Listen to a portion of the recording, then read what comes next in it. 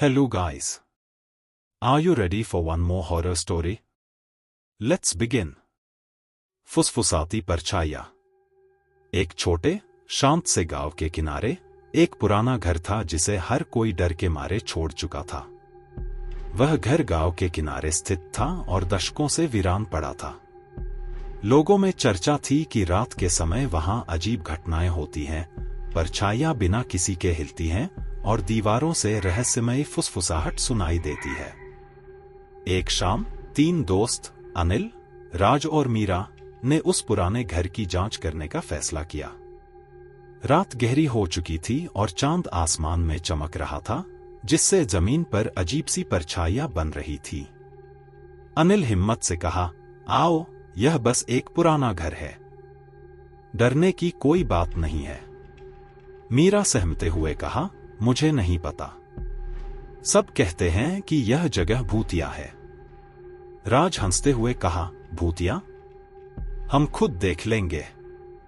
वे घर के अंदर दाखिल हुए और अचानक एक ठंडी हवा चली, जबकि सभी खिड़कियां बंद थी।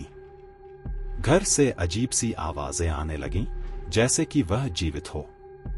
जैसे ही वे अंधेरे, धूल भरे हॉल से गुजर रहे थे, उन्हें फुसफुसाहट सुनाई देने लगी, धीमी, कोमल, लेकिन स्पष्ट। फुसफुसाती आवाज बोला, भाग जाओ, इस जगह से दूर चले जाओ। मीरा डरते हुए पूछा, तुमने यह सुना? राज घबराते हुए कहा, यह शायद हवा होगी। लेकिन फुसफुसाहटें तेज हो गईं। उनकी आंखों के कोनों में परछाइयां हिलने लगीं, जैसे कि कुछ उनके आसपास ही था, लेकिन दिखाई नहीं दे रहा था। अचानक पीछे का दरवाजा जोर से बंद हो गया और कमरे में अंधेरा बढ़ गया। दीवारों पर बनी परछाइयां हिलने लगीं, मरोड़ती हुई, बढ़ती हुई और उनकी ओर बढ़ती हुई। वे आकृतियां इंसान जैसी थीं, लेकिन उनकी आंखें एक अजीब लाल रोशनी से चमक रही थी। अनिल घबराते हुए बोला, हमें यहां से अभी निकलना चाहिए।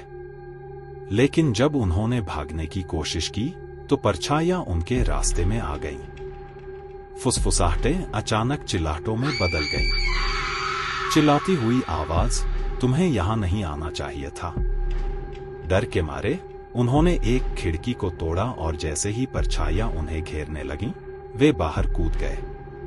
वे जितनी तेजी से हो सकता था दौड़ते रहे और तभी रुके जब वे उस घर से काफी दूर निकल गए। मीरा सांस लेते हुए कहा, वो क्या थी? अनिल सहमे हुए बोला, मुझे नहीं पता, लेकिन मैं फिर कभी उस जगह के पास नहीं जाऊंगा। पुराना घर वैसे ही खड़ा रहा, खामोश और भयानक। लेकिन अब उन 3 दोस्तों को सच्चाई पता थी। कुछ जगहों को छोड़ देना ही बेहतर होता है, क्योंकि परछाइयां अब भी इंतजार कर रही हैं। और वे फुसफुसाती हैं, अगली बदकिस्मत आत्मा का जो वहां कदम रखे। अगर आपको यह डरावनी कहानी पसंद आई, तो लाइक, शेयर और सब्सक्राइब करें और भी भयानक कहानियों के लिए हमारे चैनल से जुड़े रहें। और याद रखें, हर परछाई मासूम नहीं होती।